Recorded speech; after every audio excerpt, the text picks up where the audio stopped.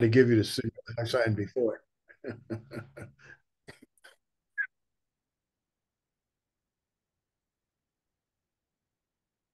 Oh, there's everybody.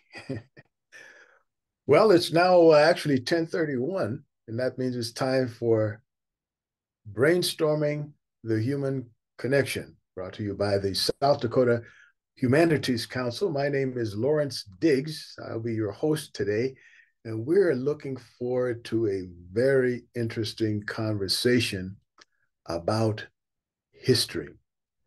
And many of you know that the subject of history has been on our minds for quite a while now, and it has come up in various uh, subject topics. We can think about our future, but the future is only relative to the past. And wherever we think we're going, we have to figure out where we are before that makes sense. And where we are is very much relevant to where we have been. We don't start off suddenly in one place, and everything that we think we know, and everything that we think we are, and everything that we think we have is somehow connected with some kind of history.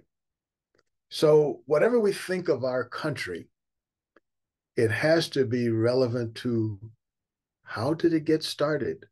Where did it come from? All those events, and it's never one event. There are multiple interacting events that create something we call history. And today we're going to be talking about our history as Americans relative to the history of Native Americans. And I think we'll find a very interesting perspective that is not often shared today. And my guest is Brad Tennant, who is a historian, and he's also a South Dakota humanities scholar, but he's been involved with this uh, subject of Native American history versus vis-a-vis American history for some time. Welcome, Brad. Thank you. Can you hear me and see me okay? I can, man. You All right. actually look. I'm sure you don't look like a bot at all, man. You look like actually real. Very good. Very good. Yeah, I want to take a minute to remind our esteemed panel, which we have quite a few today, um, that this is an interactive conversation. So we expect a conversation as opposed to Brad and I being a couple of talking heads. We'll get started, but we there are some questions in the chat if you know how to get to that. And that's down at the bottom of your screen, I believe, and you'll see something called chat right next to the little green one that says share screen, which you won't be doing. We'll be doing it, but you won't. But at any rate, uh, we would appreciate your questions, comments, insights. That's what this is about. It's a conversational program. Brad, let's get started by talking about you so that people understand who you are and from which platform you speak. Well, I've been a high school and a college university history professor for 41 years. So I just finished my 41st year, and I'm now retired from full-time teaching, but I will still stay active as a historian and a humanities scholar, certainly. It's been a pleasure to work with the South Dakota Humanities Council in a lot of different respects over the years, and I hope to continue doing that in the future as well. So thank you so much for having me for this. But yes, as a historian and as a humanities scholar, I do a number of different programs dealing with South Dakota history, Northern Plains history. So my focus for research and writing is largely regional history. Okay, and how did you get into this history business? I think it was just an interest that I had growing up near the Missouri River. I grew up in Gettysburg, South Dakota, way back when, and a lot of history in that particular area. And then I attended Northern State College back then and received my undergraduate degree and my first master's degree from Northern. And then I went on to become a James Madison Fellow and I received a master's degree in American history at the University of North Dakota.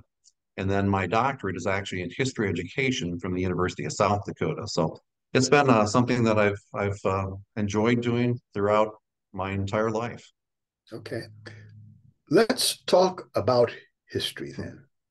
Yes. Why is history even a thing? Why is it important? Why is it important to study history? You know, you hear so many people talk about, well, we have to study history, we have to learn history so we never repeat it.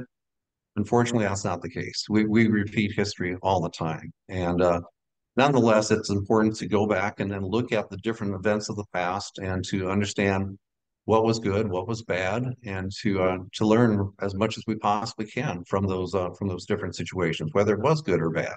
And that's the reality of it, and that's what our future holds. Mhm. So, how does one go about discerning history? In other words, what you're going to write history, and as depending on who is writing it, different things may be written. But how do you ferret out? Let's, for lack of a better term, a an objective history. I think you have to look at the different perspectives, but then you have to also analyze the different perspectives. History is certainly a matter of perspective, and a lot of times you always hear that history is written by the victors. But to look at different perspectives, to understand the different viewpoints, that's what really history entails. That's what makes history a more well-rounded subject area, is that when you can look at it from different points of view, different perspectives, and understand those different perspectives as much as possible. Mhm.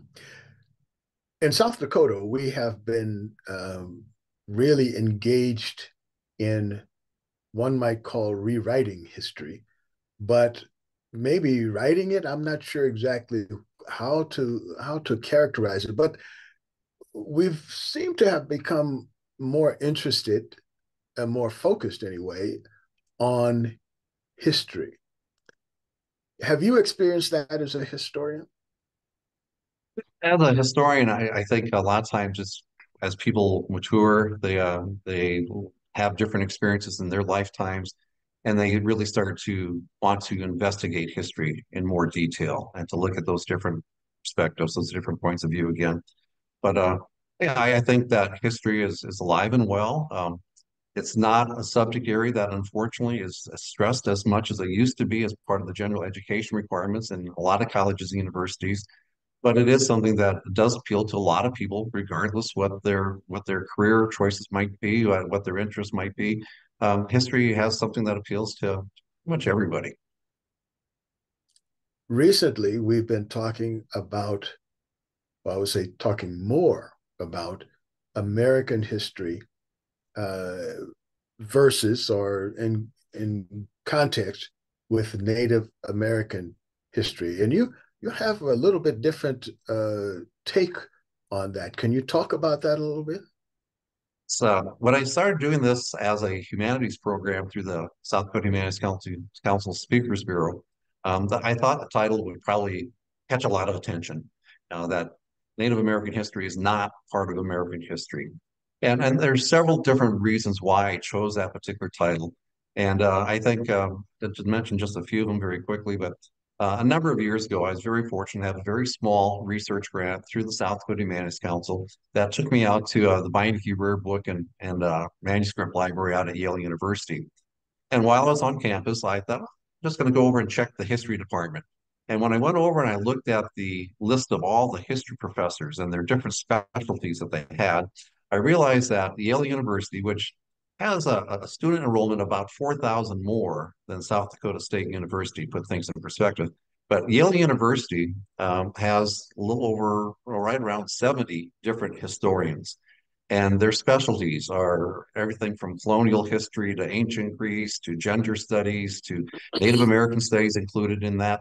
And of course, to think that they had that many professors who teach the different aspects of history, like I said, with about 4,000 more students enrolled than South Dakota State University, you know that South Dakota State University does not have that many professors, certainly.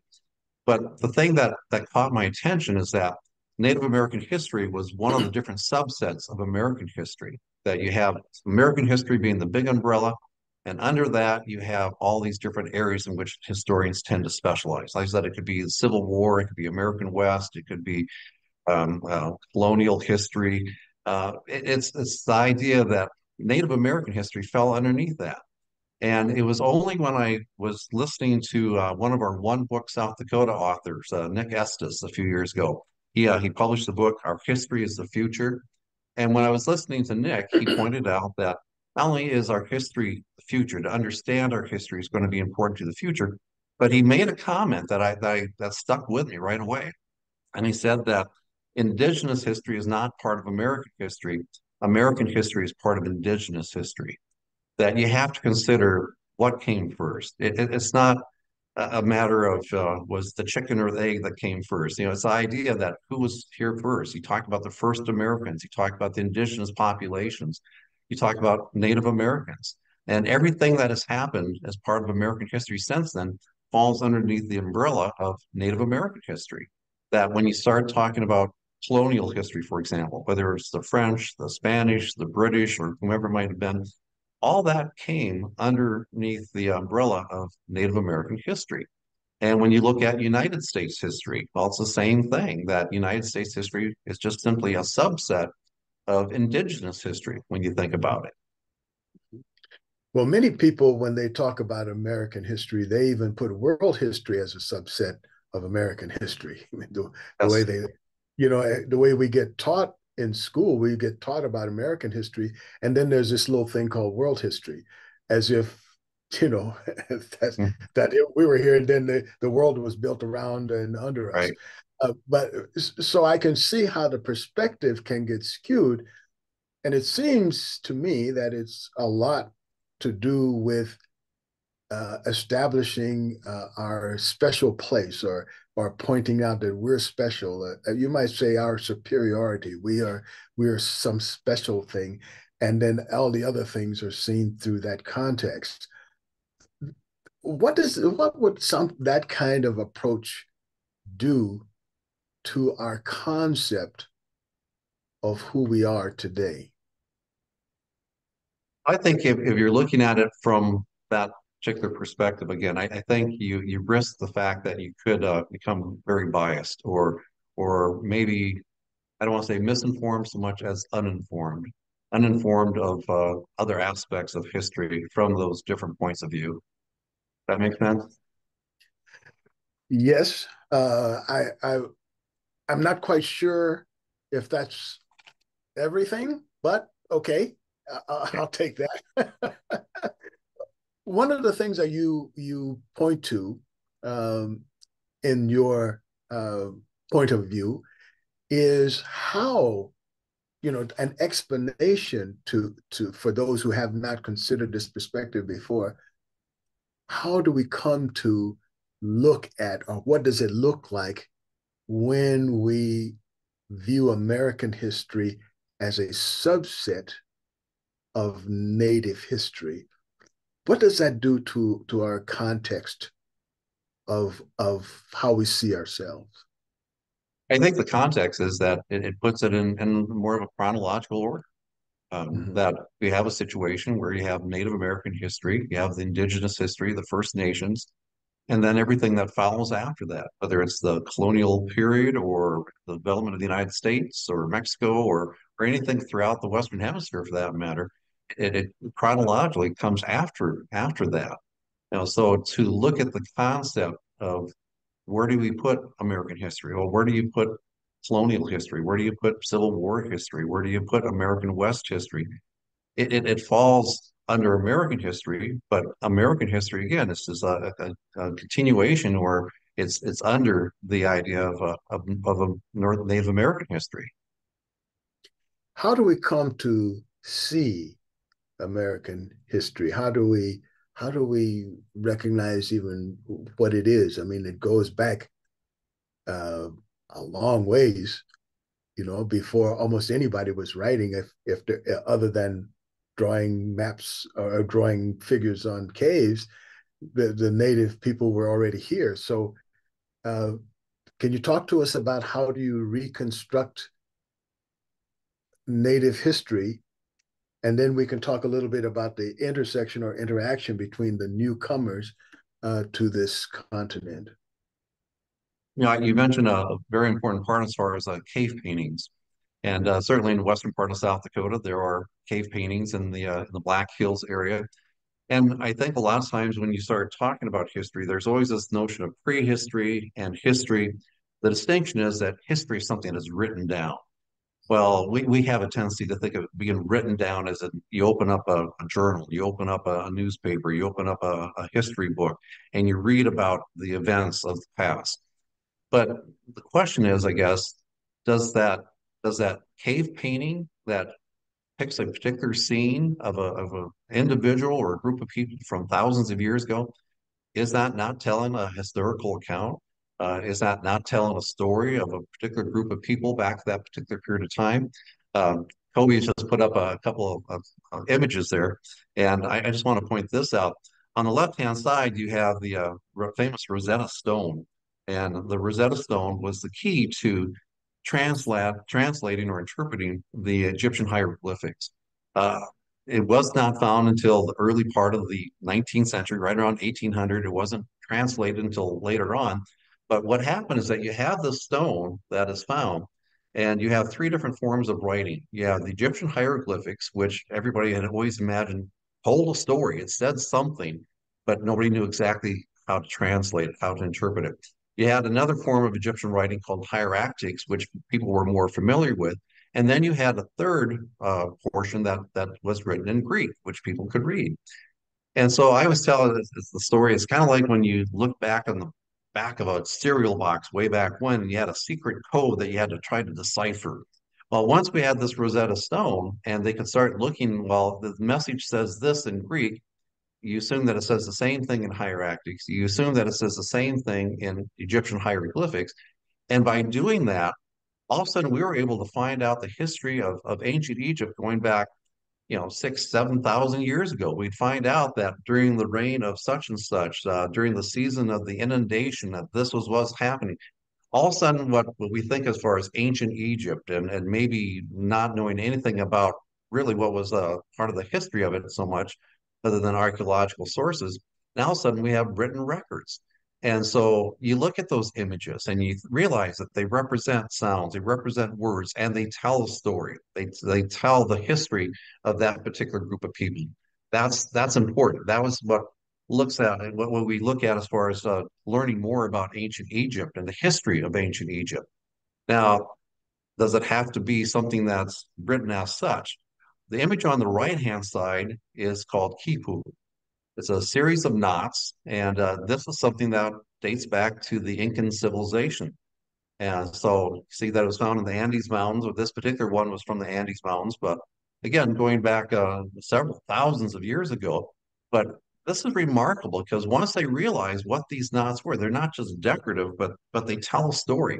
That they kept a record of census, the number of people, they kept track of livestock, they kept track of taxes, they kept track of so many different things.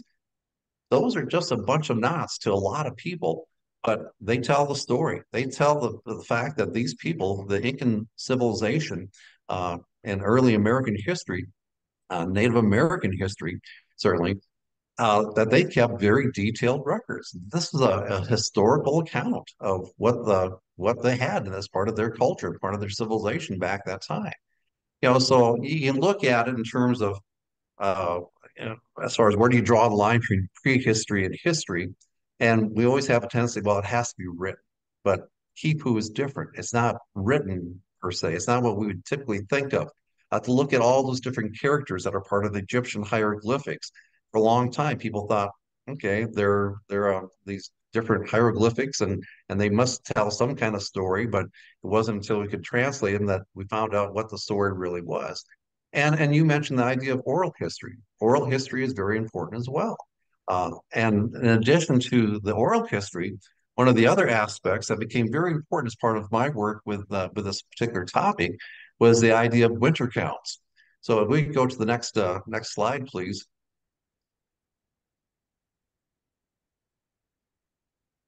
Obi, you there?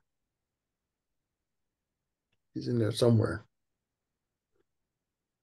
Thank you. Because one of the other aspects that I looked at as part of this particular work, I guess, is that in 2008, I was invited to attend uh, the White Horse Winter Count program that was held at Whitehorse up by Timber Lake, South Dakota, and they were excited because they had found a transcript of the White Horse Winter Count.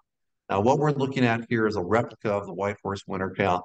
The White Horse Winter Count is one of many winter counts that came from different groups of people in the Northern Plains, certainly. The original White Horse Winter Count is actually in Denver at a museum there, unfortunately. But there's a replica that you see in front of us at the White Horse Community Center. There was a replica of this in Eagle Butte, and there's a replica at the Timber Lake and Area Museum. And when they, of course, knew about the winter count, as with so many other winter counts, you see the different images, and you know that they must tell a story. Well, they do. Uh, the story in this winter count goes from around 1790 up until 1910. You have around 120 years of history, a lot of it regional history involving the Dakota Sioux, involving the Arikara, the Mandan, the Cree, a lot of different groups that occupied this particular portion of the Northern Plains, certainly. But what had happened is that in 1910, Chief Whitehorse translated this or described, defined, interpreted, however you want to look at it, what each one of these different glyphs, what each one of these icons actually represented. Of course, it had been passed on from generation to generation, going back from the late 18th century to or in the early 1900s. And there was a woman by the name of Twing who had these, there was actually three individuals involved. Chief Whitehorse, who was telling the story, as he was speaking and telling the story, it was interpreted, and then it was translated to Florence Twing. And she actually transcribed it. She wrote it down, what each one of these represented. And of course, once we found that out, we could go back and find out about 120 years of history by looking at these winter counts. And so, for those who are joining us who are not familiar with winter counts, I'm sure a lot of people are, but winter counts start in the middle and they spiral outward. So you see in the very middle, you see the bird, you see the two individuals, you see a flag, you see two individuals who have come to be or coming together. That's where it all begins, and then it spirals out. And so once we know, oh, this happened in such and such year, and a lot of it is regional history, but then there are other events like the great meteor showers. Those appear on a lot of winter counts throughout the entire area. So it's not like it was just a local area. That's kind of like watching the northern stars at night. It's something that can be viewed from a lot of different places. But once we can distinguish when a particular event occurred, we can figure out more about other events that happened and when they actually took place. We have a whole chronology here as part of this White Horse Winter Count. If we go to the next one, some of the things that I point out, this is what you find in a little booklet that's put out by the Timber Lake and Area Museum. And they just had an exhibit opening. I want to stress that too, an exhibit opening last June. And if you ever have a chance, you can actually go there and you can learn more about White Horse Winter Count and some of these different events that occurred in that particular area. But what they did is that not only do they have the transcription, which they did not find, by the way, until 2008. That's why this is lost history. It was recorded back in 1910. The transcription was not found until 2008. It had been placed off to the side for so many years. But now we can start looking at all these different icons, all these different glyphs, and you see that they're numbered 1, 2, 3, 4, and again how it spirals out. But by doing that, and not only having the images that are on the winter count, but also looking at this transcription that Chief Whitehorse himself had actually provided, we can find out about major events that occurred at a certain particular period of time. Of course, it's typically one major event that was recorded for a particular year, but it tells us so much about the history of a particular group of people. I have some examples, but Lawrence, I'll just kind of stop there and see if you have any questions at this point before I move on.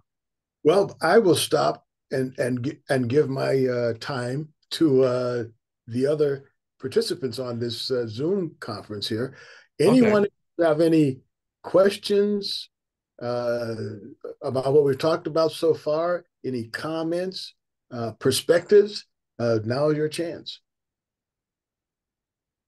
Don't all speak up at once. I'll take a glance here at some of the different comments too.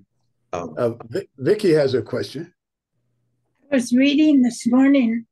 I know this is a little controversial, but I went back to the Louisiana Purchase, and I was surprised to read more about that because I'm so naive about it, everything. But a man named Jules Ferry, who I think he was French, said the higher races have a right over the lower races. They have a duty to civilize the inferior races. And he said, but what happened is they are teaching them as subjects, not equal. But I got to thinking about what we do today in setting up our satellites, especially the one that went up by Russia yesterday, that basically we're doing the same thing. Who's ever the most aggressive, the most powerful person or people group seem to be overtaking those that haven't acquired the same amount of set skills. And I thought, how unfair is that? And if it's so unfair, why are we still doing it? I mean, if you look at the United Nations and so forth, and how we're organized today, it's the same. You know, the word is colonialism now. But we're still doing that in a way. And I know it's a nasty statement. It sounds pretty horrible, but I think we're still doing it. yeah. Vicky, you bring up some very good points. One, and you talked about the idea of the same or not having the same set of skills, the same skill set. And again, there you look at perspectives because you talk about some of these early civilizations and how advanced they were and how successful they were. You know, there was a cultural geographer by the name of Wilbur Zelinsky, long past, but as a cultural geographer, one of the things that Wilbur Zelinsky said is that, had there not been anybody here whatsoever when the first European colonists arrived, that there would have been very different, would not have been a whole lot of difference as far as what actually transpired after that. And I always had a very difficult time with that. How could you talk about Europeans arriving in the Western Hemisphere and had there not been anybody here whatsoever, that they would have been perfectly fine and that the history of the United States would not really been that much different? The reason I have a tough time with that is because I think of 1607 and I think of the Jamestown uh, factory set up as a trading post. The people in Jamestown at that trading post, they did not do well. We know from archaeological studies and then from looking at the remains of people who were at Jamestown factory back in 1607 and the following those first few years, they resorted to cannibalism. They were that desperate that they were not doing well whatsoever. You think about the Pilgrims arriving in 1620. Oh, we have Thanksgiving where we give thanks because let's face it, the Pilgrims were not doing so well.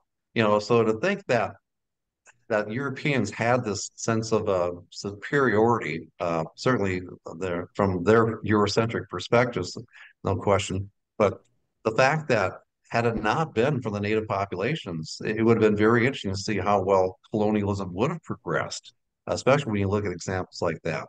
Another very well-known historian, Bernard DeVoto. Bernard DeVoto, who again, an earlier historian, but Bernard DeVoto pointed out that everything that has happened, that American Indians have played a very principal role in that in terms of American history. He said there's no way you can talk about American history without talking about Native Americans, certainly. Also, yeah, you mentioned the idea of colonialism. One of the things that is so different with, I think, when you start talking about United States history, certainly compared to other situations which Europeans had colonized, you can talk about the British colonizing in India. Okay, you have this rule over people of India, but but that's just it. It's a rule over. In the case of American history, the term that has become more and more common is that of settler colonialism, and involving the sense that the whole idea was let's get rid of an entire group of people, let's get them out of the way so that colonialism can proceed without a whole lot of without a lot of hurdles to jump over. That you can get rid of a particular group of people, open up new lands, and settler colonialism can be that much faster, that much safer in that sense. It's a lot different when you talk about colonialism in the United States and the impact on the native populations than when you talk about colonialism in places like India or or elsewhere. So does that make sense? Yeah. All right. Well, thank you, Vicky. Anyone else have comments, questions, observations? You, Brad, you said that there were some people mentioned something in the chat. Let me take a look. Yes. Did you see anything particular that you were going to respond to? There's one question about the current estimated indigenous population in the United States. I can't tell you throughout the entire United States, but I think for South Dakota, it's typically listed as around 8% of South Dakota's population, maybe 8 to 11% overall. The other thing is that when you start talking about who do you count as an American Indian, you have to be a member, an enrolled member of a federally recognized tribe. If you're not an enrolled member, you're not classified as being an American Indian in the United States. So that's a very unusual situation, certainly. But yeah, obviously South Dakota's gotten a lot of attention in terms of the amount of tribal lands that we have within the borders of South Dakota. But in terms of the overall population, it is a small percentage. We're talking about, yeah, again, I'd have to look it up to be more specific, but I'd say probably 8 to 11% of South Dakota's population is Native American in South Dakota, tribally enrolled members, certainly. I'm trying to look at some others. What impact should the research and documented history of indigenous people living in the United States have upon American society? You have to look at it and again look at it from different perspectives, I guess. Uh, there's so much that we can look at. Uh, One of the other things that brought me to this particular topic, and this might be a good time to bring it up, I guess, is the South Dakota Social Studies Standards. You had a group of educators and museum experts, education individuals who worked in museums, who worked on the original set of South Dakota Social Studies Standards back in the summer of 2021, only to find out that the reference to the Oceti-Sakowin was removed. Well, of course, it caused quite an uproar right away. Back in 2021, I was a member of the South Dakota State Historical Society Board of Trustees, and so I introduced a resolution just acknowledging the significance of the Oceti-Sakowin as part of South Dakota history, along with other regional groups of people. So not just the Oceti-Sakowin, but to look at some of the other area regional tribes as being part of the history of this particular area. The resolution was passed by the Board of Trustees. There's 12 members on the Board of Trustees. 6 are elected by membership. 6 are appointed by the governor's office. And it passed 5 to 4 to 1. So we did not have all 12 members there that particular day. But it did pass. We had one person who abstained, who later said that had he known a little bit more about the intent of the resolution, that he might have voted in favor of it as well. But and in all fairness, for those who voted against it, we had not even had a public meeting yet. The first public meeting wasn't until later on that year, and so they said, "Well, maybe we should just kind of wait and see how all this transpires." The resolution did pass, but in looking back at it, I wish I would have done one thing different. The resolution says, in fact, I have it right here. It said that part of it, be it resolved that the South Dakota State Historical Society Board of Trustees advocates that a fuller, more inclusive history regarding the Lakota, Dakota, and Nakota along with other regional and prehistoric native cultures, because we have a lot of prehistoric cultures going back thousands of years ago, the Middle Missouri culture and the coalescent cultures, and then Paleo Indians, archaic, and going back thousands of years, certainly, that it should be included as part of the South Dakota Social Studies standards. Well, I don't think that's a big question that, yes, it should be included. Question is, what came first?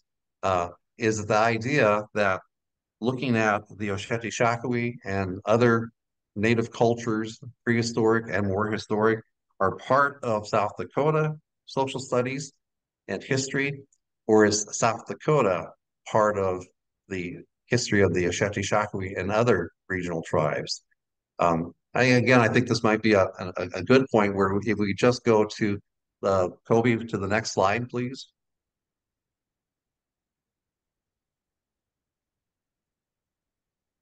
The images that you have here are actually those first few images that appeared on the Whitehorse winter count.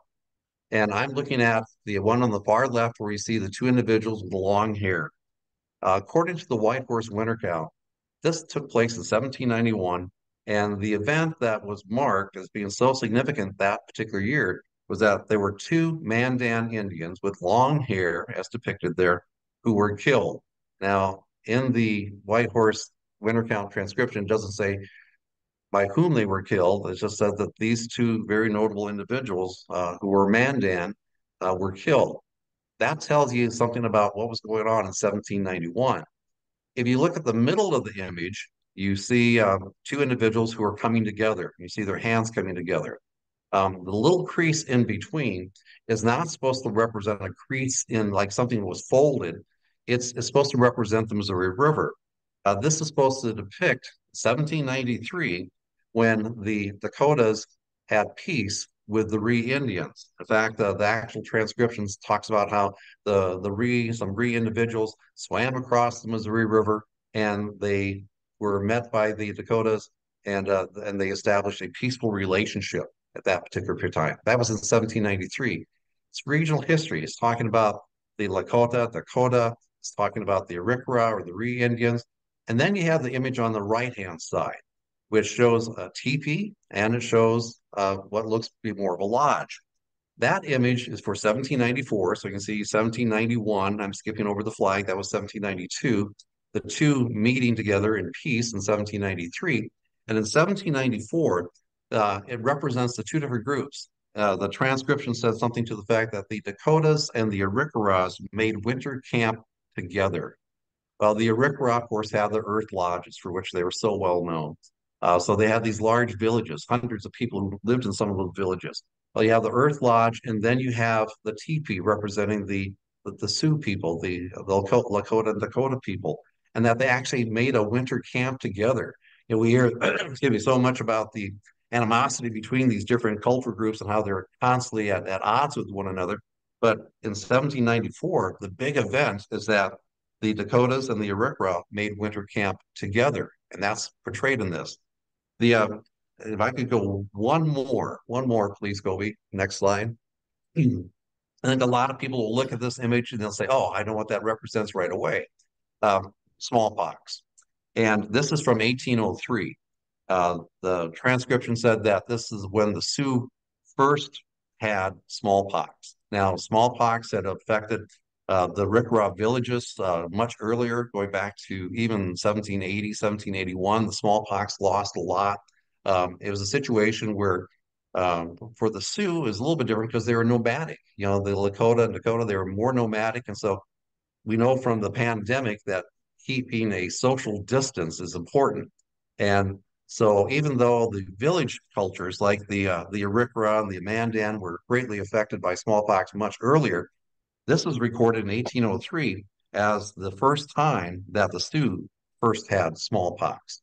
Now, the reason I bring these up, I talked about events in 1791, talked about an event in 1793, 1794, 1803. These are all very important events, certainly. But you realize that these events that occurred in this particular part of the country, in the Northern Plains, what is now South Dakota, that these all occurred before Louisiana Purchase. Now, the smallpox, 1803, yes, Louisiana Purchase was the treaty was ratified in October of 1803. So this had already happened earlier that particular year.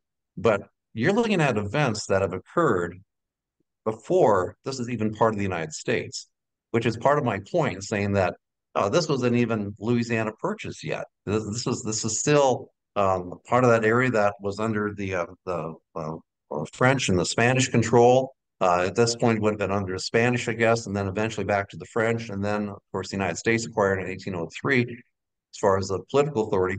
But the point being, chronologically, what comes first? It's not United States history, and these events are occurring as part of the United States history. This is not even part of the United States yet. So I think that's important to realize as well. So I have a few more images. I don't know if it'd be best to do those now, or we want to take a couple more Well, questions or comments. anybody have any questions? I just assume keep going, but if someone else has a question or comment, open your mic and say something, or raise your hand. Tamara, you look like you're raising your hand. I'm trying to get my equipment in order here. First of all, what an awesome program. I'm really enjoying. I've caught on to your schedule now, so I'm trying to catch the programming. But I typically do that when I see Brad Tennant. The conversation about winter crowns and indigenous history, as somebody that works in this area, there's a couple of things that I look to too. And the archaeology, the things related to the burial mounds, those things are super important. The idea, because people ask me all the time about our written record as Sioux or Oceteshakoi or Dakota people. And our story, I often say, is written on the land itself. And it is in those things like the stone features, again, the archaeology and things like that. One of my favorite winter counts, though, and I often joke because I think everybody should have a winter count, and something will happen and I'll say that I'm going to put that in my winter count and things like that. But there was one, and I may not get this exactly right, but I believe it was like the Lone Dog winter count, maybe at the Father Buechel Museum, and how it noted, I believe in the early 1900s, when they saw an airplane flying over a Sundance, and how incredible that must have been. So these things, I think these sort of records, the fact that we have these things to look to in examining this, we just don't have enough of this type of conversation. And back to my original comment, this is just fantastic, and I appreciate everybody on here, especially Brad. Thank you. Thank you. So I would like to go back to our conversation about history, in terms of, we usually think about it, history as when people start writing things down. And you brought up the very important point of, well, one, what do we call writing? Almost every writing starts off as symbolic, and it ends up basically as symbols. So it's still symbolic of something. And there are many ways to make symbols. There are many ways to illustrate something. But that said, even if no one says it, doesn't mean the thing didn't happen. It just meant it wasn't written down. So that kind of puts into perspective even what we call history. And maybe we have a slanted view of like what we respect as a thing, as i.e. history. Can you speak to that a little bit, as from a historian's point of view? I think you brought up a very important point too, that we're talking about one image. Think about all the other events that have happened during that year that were not recorded. And that's what you were basically saying, is that there's so much that we depend on as far as it being historically recorded, but there's so much else that has not been recorded. And that's where the archaeologists come in and try to put the pieces of the puzzle together, and we try to discern, what else might have happened during a particular year. All that's important, certainly. So history is one of those areas that involves so many other subject areas. I mean, you talk about cultures, you talk about anthropology, you can talk about physical anthropology when you start looking at some of the burial mounds, for example. You can look at the impact of disease and maybe periods of time in which there was a drought that affected populations. There's so many different aspects that you can include. Certainly, we talk about the whole program talking about how American history or United States history is a subset of Native American history, but even within history, you think about all the different related subject areas too, and that's important. And you also mentioned I think a very important point too, that history begins or writing begins with symbols. We have the idea of these different images, and we start putting them together. They have sounds and everything else. When I do this as a South Dakota Humanities Council Speakers Bureau program, towards the end of my presentation, I show an image of a whole page of emojis. And I have to admit that I'm not very technologically inclined. And so when I start looking at different acronyms and I start looking at different emojis and I started thinking about what in the world does that mean? And I've had to literally ask people, what does that mean? And it makes you think, okay, we go from Egyptian hieroglyphics where you have a certain image that represents a sound or a word. It's one thing when you have a image of a sun, you think, well, it depicts the sun, but to start understanding the story behind that. And today with young people, I think, I say young people because I'm not, but it's the idea that so many people have with technology and with our texting and everything else, that they've reverted to the idea of just using images to, oh, I'm mad, I'm sad, I'm happy, and you have one image, one emoji that tells a story. And so I think in many cases, we've kind of gone back to that in some situations, certainly. Um, some of those images that were just up there, by the way, the one showed a person well, there was a horse on the one side, and then there was an individual on the other side. But if you looked at it very closely in that Whitehorse winter count, that was a situation where he's actually, see if we can bring it up here, right there. You see that it looks like he's coughing up something, and that's exactly right. That's what the image is supposed to represent. This is from 1815. This is when consumption was first known to strike in that area. Consumption, or what is probably more commonly referred to as tuberculosis, a respiratory illness, a lot of coughing, a lot of hacking, and everything. And that was significant. I mean, we have the smallpox from 1803. Well, this is an image from 1815 and talking about how, again, consumption or tuberculosis is just becoming known on the Northern Plains to the Whitehorse community. So that was important. The next one, if we could, Kobe, you have the teepee and you have a buffalo skull in the foreground. This is from 1845. It was a situation where the bison, the buffalo, had not been around as they had typically been, and so they painted the buffalo skull red. They performed some prayers, and the buffalo returned, and they rejoiced in that. That was in 1845. Excuse me. The reason I point these two out is because one was 1815, one was 1845. These are just examples that I'm using, but this is before Dakota Territory. So this is not even territorial history, Dakota territorial history. It wasn't Dakota Territory at that particular period of time. So just like those other events occurred before Louisiana Purchase, here are several different events. I know there's a lot of events you can look at that were before territorial history. And you can go on. I think the very last image is this one from 1880, where the Standing Rock Indians were moved to one location by the soldiers. And so you look and you see the hat and the style of dress. It looks like maybe a suitcase, so they're being moved to a particular location by the soldiers. This is 1880. Keep in mind, South Dakota did not become a state until 1889. So when you look at the White Horse Winter Count and you consider the whole idea of which came first, you have the Native American history first, the first peoples, indigenous peoples. You have the history that preceded Louisiana Territory. You have history that preceded Dakota territorial history. You have different historical counts that preceded the uh, the statehood history beginning in 1889.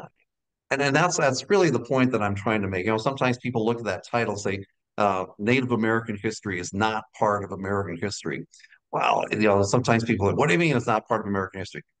My point is that you have to look at it from the other side. You have to look at it that Native American history is the large umbrella, and that everything that has happened since then, throughout the entire Western Hemisphere, whether you're talking about the colonial period or you're talking about, again, gender studies, Civil War history, if you're talking about American West, all that falls under Native American history. It's not the other way. It's not American history, and Native American history is just simply a subset of that, like those others that I just mentioned. It's really the other way around. Native American history, when you talk about Native American, you talk about First Peoples, you talk about indigenous history. That's where the story really begins. And then everything else is part of that story, all the different subsets. So hopefully that makes sense. Well, I think it does, and it's something that Tamara had alluded to earlier, actually maybe even said, was there are lots of ways that people made marks even other than winter counts or drawings, their existence makes a mark. It's kind of like Absolutely. you were talking about how droughts and things like that are very much part of, how cultures developed. I mean, find a place where the climate doesn't affect who people actually are. How much snow you have versus how much snow you didn't have or never seen will determine a lot about what your culture becomes, what kind of tools you make, what kind of houses you make, what kind of clothes you wear, if you wear clothes at all. So when you look at things like looking at history through what, the tracks that people leave that dry up and become fossilized, and so just the size of their feet, what their feet look like, which way they traveled, uh, trails that exist because people took one particular way and they found that was a good way to go and they kept going back and forth. That became a trail. We sometimes refer to it as a game trail. Or looking at tree rings, which humans don't write, but that history is being written by the trees. So we can say that all of us humans are a subset to the Earth's history, and we can't disassociate ourselves from that. So to me, that's a way to put in perspective kind of what you're talking about. Is like there's this overarching history, the things that came before, and if we're not talking about things that came before, I'm not sure how we call it history.